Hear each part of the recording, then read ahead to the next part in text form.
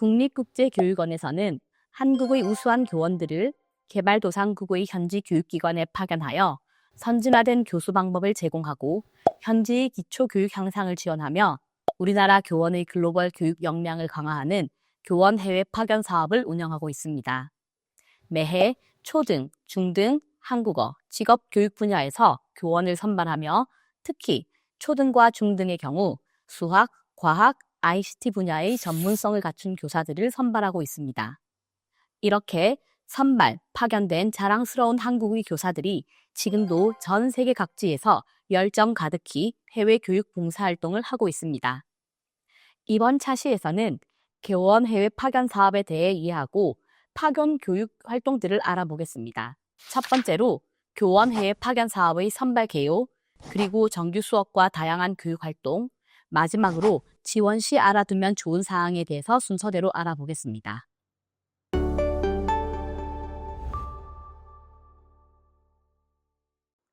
장기 파견 선발 대상 자격 조건은 현지 교원, 선발 분야의 교원 자격증을 가지고 있거나 취득 예정인 예비 교원, 기간제 교사, 퇴직 교원, 퇴직 교원 행정가 등이 있습니다. 현직 교원일 경우 교육공무원법 제55조 제1항 제6조에 따라 고용휴직 처리를 하고 파견을 떠납니다. 선발 공고문은 시도교육청을 거쳐 학교로 공문이 내려옵니다. 시도교육청에 따라 고용휴직 가능 여부가 다르기 때문에 지원 전 교육청 인사 담당자와 협의 후 지원을 해야 합니다. 그리고 지원 서류는 직접 내는 것이 아니라 소속 시도교육청에서 공문으로 국립국제교육원에 제출하게 됩니다. 그 외 예비교원, 퇴직교원 등은 홈페이지에 선발 공고문이 뜨면 이메일이나 지원 링크를 통해 지원 서류를 제출합니다. 대략적인 선발 절차는 5월에 선발 공고문이 뜨면 6월쯤 1차 서류 심사를 진행합니다. 지원서, 자기소개서, 활동계획서, 그 외 각종 증명 서류를 제출한 뒤 1차에 합격하면 7월 초 2차 면접 및 인성적합도 검사, 초중등의 경우 영어 면접 등을 실시합니다. 문제 해결력, 활동 계획 등을 묻는 두세 개의 증문즉답형 면접과 함께 영어 면접은 교육 과정과 관련된 구상형 질문이며 10분간 준비 시간이 주어집니다. 한국어 교과의 경우 영어 면접은 없지만 공인어학 성적이 있다면 득점에 영향을 줍니다. 인성적합도 검사는 50분간 450개 문항이 있는 인성검사지를 통한 인성적합도 여부를 검사합니다. 다양한 선발 전형들을 거쳐 최종 합격이 되면 파견 전 사전 연수를 실시합니다. 교육 내용으로는 파견될 국가의 현지어, 영어와 같은 언어 학습뿐만 아니라 현지 교과목 수업, 기파견자의 생활문화 멘토링 교류를 통해 현지 교수 활동 및 안정적인 생활 정착을 돕습니다. 또한 위급 상황을 대비한 안전교육과 온라인 수업 대비 멀티미디어 교육, 그 외 여러 행정 사항에 대해 질롭고 유익한 맞춤형 연수를 받으며 이때는 교육 봉사자로서 설레는 마음을 다잡고 차근차근 파견을 준비합니다.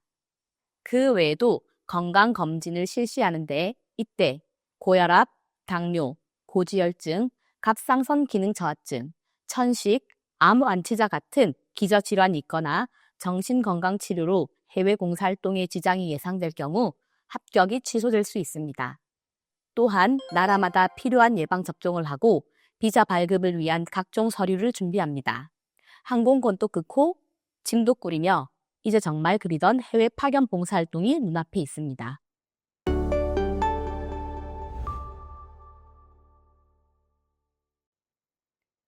먼저 파견지에 가면 현지 교육부 관계자들이나 교사들이 한국 교사들과 우리가 가르치게 될 교육활동에 높은 기대를 가지고 환영해 주는 것을 느낄 수 있습니다. 현지식 이름을 지어주기도 하고 TV에 방영되기도 하며 교육부 관계자들과 면담을 통해 앞으로 진행하게 될 교육활동에 무한한 신뢰를 보내어 주십니다. 이런 높은 기대는 그만큼 변화에 대한 갈망이 크다는 생각이 들면서 전폭적인 지지에 감사한 마음과 함께 사명감을 가지고 활동을 시작하게 됩니다. 현지 교육기관은 초등학교이거나 중학교, 대학교 등으로 파견이 되며 주당 15시간 이상의 교과목을 가르칩니다. 초등의 경우에는 현지 학교와 상의하여 학년, 교과목을 정합니다. 한국과 달리 현지 교육 사정은 예상대로 열악합니다. 저는 남부 아프리카에 위치한 보츠와나와 동부 아프리카에 위치한 우간다로 파견이 되었는데 교실에는 전기도 없고 교과서도 없이 오직 낡은 칠판과 학생들의 노트가 전부입니다. 심지어 교실 칠판은 거의 다 벗겨져 마닐라 전지를 붙여가며 수업을 했고 그마저도 교실이 부족하여 한창 공사 중인 교실이나 야외에서 수업을 했습니다. 교실에 가끔 닭이 들어오기도 하고 비가 오면 빗소리에 교사 말이 잘 들리지 않아 수업을 중단하는 경우도 종종 있었습니다. 우간다에서는 한 반에 120명의 학생이 움직일 틈도 없이 빼곡히 앉아 반짝이는 눈으로 선생님의 한마디 한마디에 집중하며 수업을 듣습니다. 교원 해외 파견 사업의 목적에 현지의 기초교육 향상을 지원한다는 말이 있습니다. 5학년이지만 구구단조차 제대로 말하지 못하는 아이들이 거의 대부분일 정도로 기초학력이 부족하여 파견활동 내내 끝없는 학습 부진과 싸워야 했습니다. 이렇게 여러 어려움이 있지만 수업 시간마다 만나는 학생들의 착한 눈빛과 교사를 향한 진심 어린 존경심, 간단한 학습놀이에도 엉덩이를 들썩이며 즐거워하고 작은 칭찬에도 한박 웃음을 지으며 기뻐하는 학생들을 보며 가르치는 기쁨과 벅찬 설렘을 느끼는 행복한 시간들이 많았습니다. 정규 수업 외에도 다양한 활동들을 할 수 있습니다. 보츠와나 시골의 학교 축제는 곧 마을의 축제여서 동네 주민들과 함께 축제에 참여하기도 하고 지역 체육대회에서 맨발로 달리기에 참가하는 아이들을 응원하기도 하며 농업 시간에 함께 옥수수와 수박을 심기도 했습니다. 저는 한국에서 세계 시민 교육 활동을 했던 선생님들과 국제 교류 활동을 계획했고 한국 울산의 세계 초등학교와 우간다 학생들이 함께 1, 2학기에 걸쳐 다양한 국제 교류 교육 활동을 진행했습니다.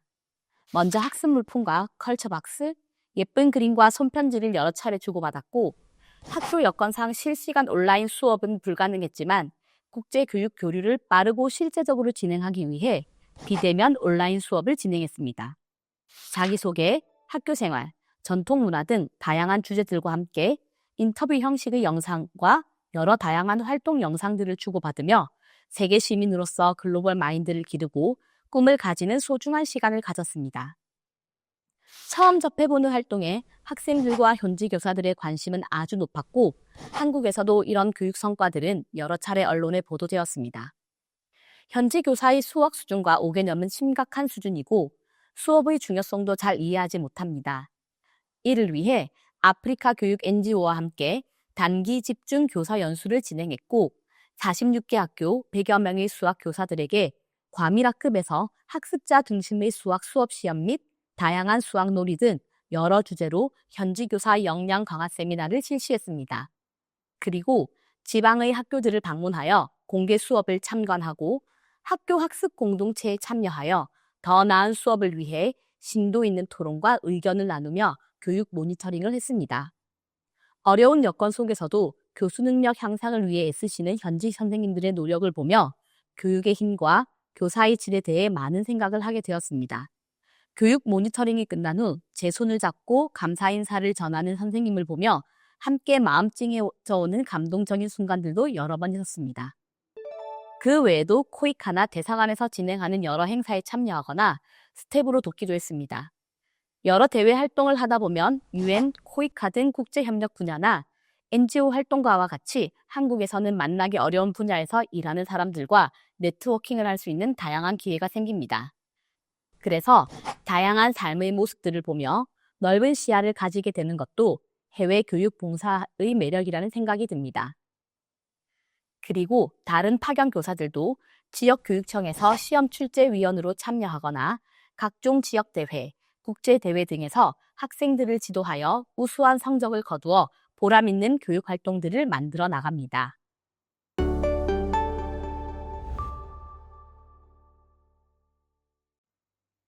개발도상국이기 때문에 단전, 단수와 같은 어느 정도 열악한 상황을 각오하고 가시지만 모든 파견 교사들에게 예상치 못한 상황과 문제들이 생기기 마련이고 이를 슬기롭게 해결해 나가는 것이 중요합니다.